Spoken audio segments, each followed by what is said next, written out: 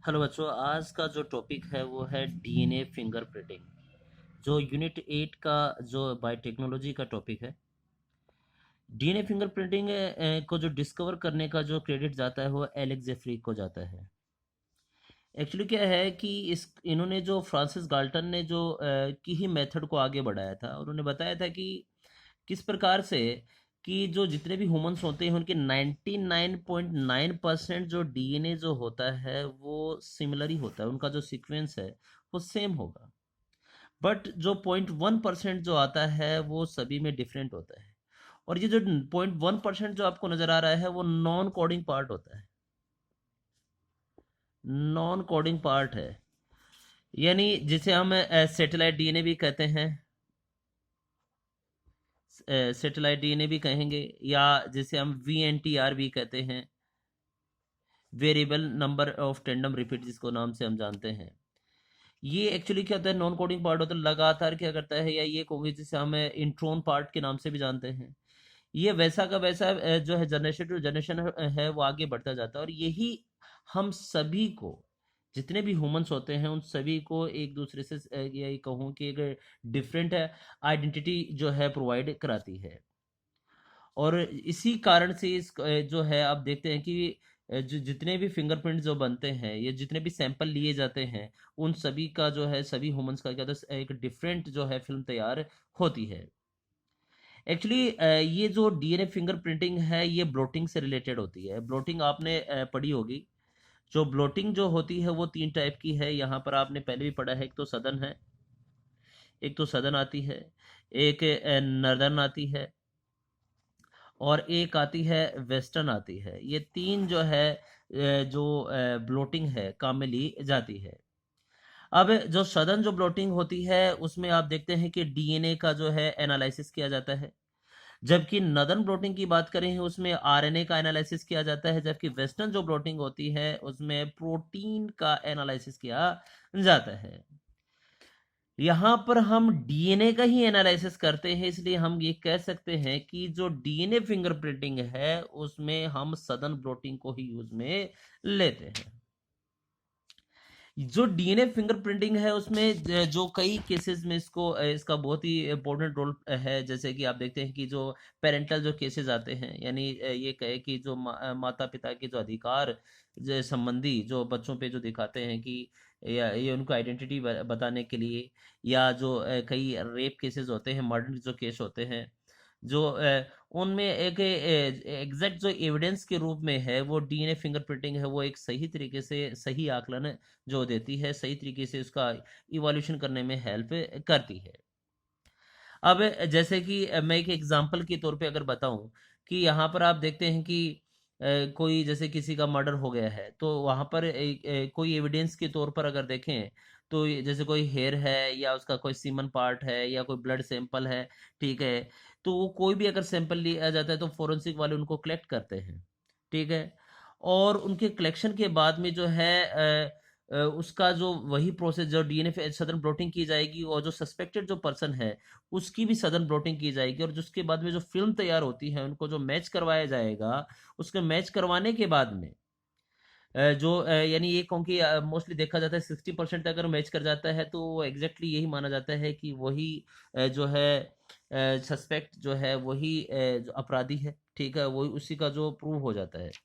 यहाँ पर हम जब बात करते हैं तो इसमें भी डीएनए फिंगरप्रिंटिंग है, इसमें भी कई मेथड काम में लिए जाए। यहाँ पे रेस्ट्रिक्शन एंजाइम है वो काम में लिया जाएगा, डीएनए प्रोब है काम में ले जाएंगे, जेल इलेक्ट्रोफोरेसिस है, नाइट्रोसेलुलोज मेम्ब्रेन है वो काम में ली जाएगी, ऑटो रेडियोग्राफी की जाती है, कई मेथड है यहाँ पर काम में किए जाते हैं।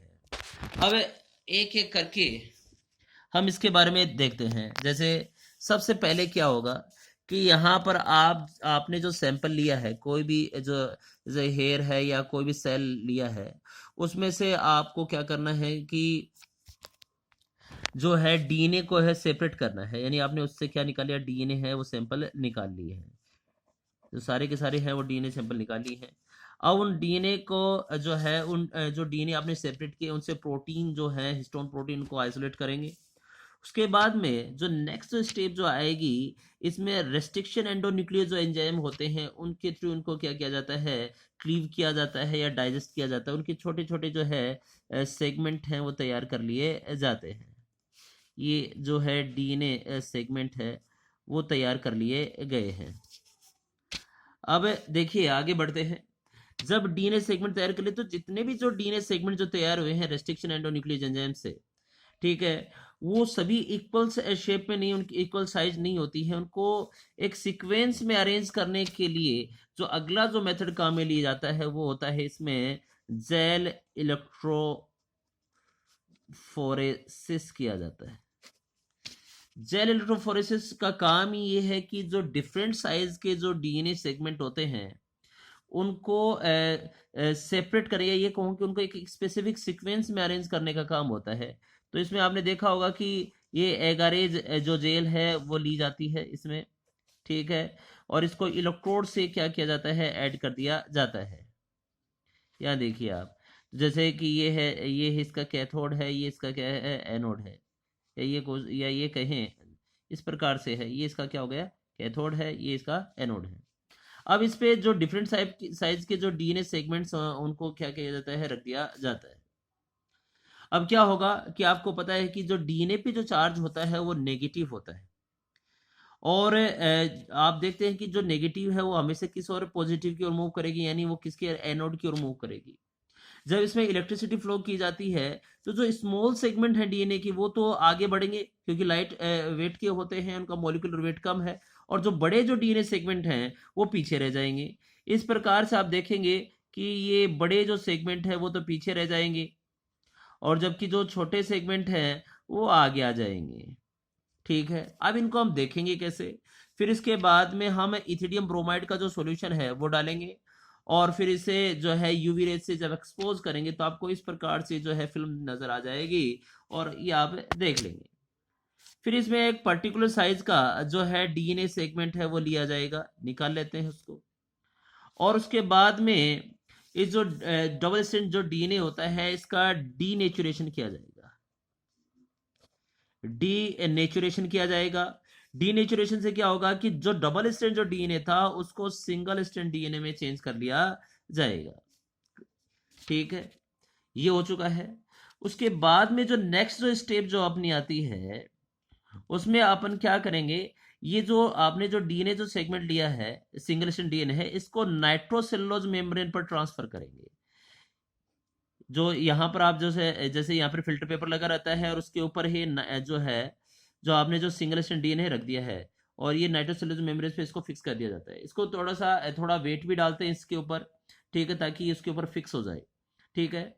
अब क्या किया जाएगा, जहां पर आपने नाइट्रोसेलुलोज मेम्ब्रेन जो डाली है, सॉरी, नाइट्रोसेलुलोज मेम्ब्रेन पे जो आपने डीएनए सेगमेंट डाला है वहां पर आप रेडियो एक्टिव डीएनए प्रोब है वो काम में लेंगे, वो भी उस सॉल्यूशन में डाल देंगे। डीएनए प्रोब है क्या चीज, डीएनए प्रोब के बारे में हमने पहले भी बात की है कि डीएनए प्रोब जो होते हैं ऐसे सिंगल स्ट्रैंड डीएनए होते हैं जिनका जो सीक्वेंस है, नाइट्रोजन बेस्ड जो सीक्वेंस हम पहले से आइडेंटिफाई कर रखा है, और जिसके थ्रू हम किसी अदर का जो है सीक्वेंस हम आइडेंटिफाई कर सकते हैं।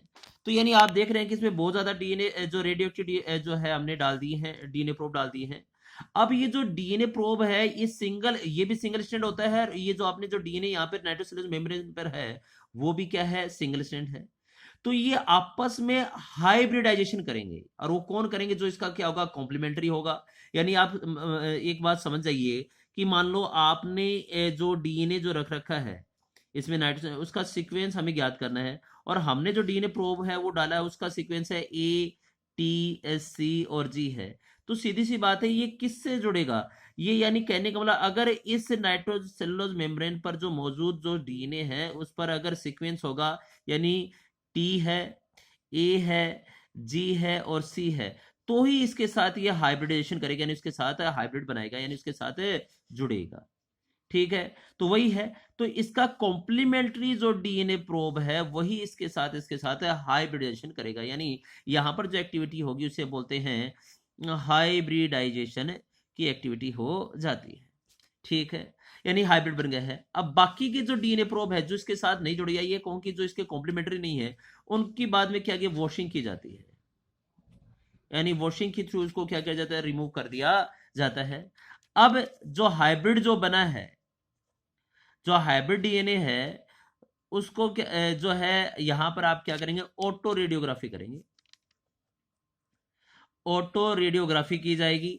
ऑटो रेडियोग्राफी में एक्सरेज से एक्सपोज किया जाएगा या यूवी रेज है उसके थ्रू एक्सपोज किया जाता है, जिससे यहां पर उसकी जो है जो डीएनए जो है उसकी फिल्म तैयार कर ली जाती है। ठीक है, इस प्रकार से है वो जो कंप्लीट जो है जो डीएनए फिंगरप्रिंटिंग कर ली जाती है। अभी ये काम पूरा नहीं हुआ है। अब ये तो हमें वहां पर जैसे जो सैंपल मिला था जो क्राइम स्पॉट पर, वहां से उसका जो सैंपल लिया था उससे ये फिल्म तैयार की है। फिर जो सस्पेक्ट है उसका भी डीएनए सैंपल लिया जाएगा और सेम प्रोसेस की जाएगी, यानी कहने का मतलब है उसका डीएनए सैंपल लिया है, उसका रेस्ट्रिक्शन एंडोन्यूक्लियोज एंजाइम से डाइजेशन करेंगे, फिर जेल इलेक्ट्रोफोरेसिस करेंगे, उसके बाद में डीनेचुरेशन करेंगे, सिंगल स्ट्रैंड में चेंज कर लिया, उसके बाद में आप उसे नाइट्रोसेलुलोज मेम्ब्रेन पे लेके जाएंगे और डीएनए प्रोब से हाइब्रिडेशन करेंगे, और हाइब्रिड का फिर है ऑटो रेडियोग्राफी की जाएगी और उसकी भी फिल्म तैयार कर ली जाएगी। और जो ये फिल्म आपस में मैच करवाते हैं, अगर वो मैच हो रही है तो सीधी सी बात है जो सस्पेक्ट था वो उसी ने ही किया, जो है वो हमें पता चल जाएगा कि ये जो प्रूव हो जाएगा कि यही बंदा वो जो क्राइम करने वाला था। इस प्रकार से एक एग्जांपल के तौर पर हम पता कर सकते हैं किस प्रकार से ये डीएनए फिंगरप्रिंटिंग है वो है किस प्रकार से कितनी बेनिफिशियल होती है। इसके थ्रू हम, या ये कहूँ कि जैसे कोई बच्चे हैं जो ये पेरेंटल केसेस आते हैं कि जो कि यही बच्चा है वो मेरा है या नहीं है, तो उसका डीएनए मैच कर लिया जाता है। ठीक है, खासकर इनमें काम है, और जो क्राइम जो होते हैं तरह तरह के, उसमें जो बेस्ट जो एविडेंस के रूप में जो दिया जाता है वो डीएनए फिंगरप्रिंटिंग ही दिया जाता है। ठीक है, इस प्रकार से हम ये देखते हैं कि ये जो डीएनए फिंगरप्रिंटिंग है कितनी कारगर साबित होती है, और आजकल जितने भी मोस्टली जो केसेस होते हैं वो इन्हीं के थ्रू है वो है सॉल्व किए जाते हैं। Thank you.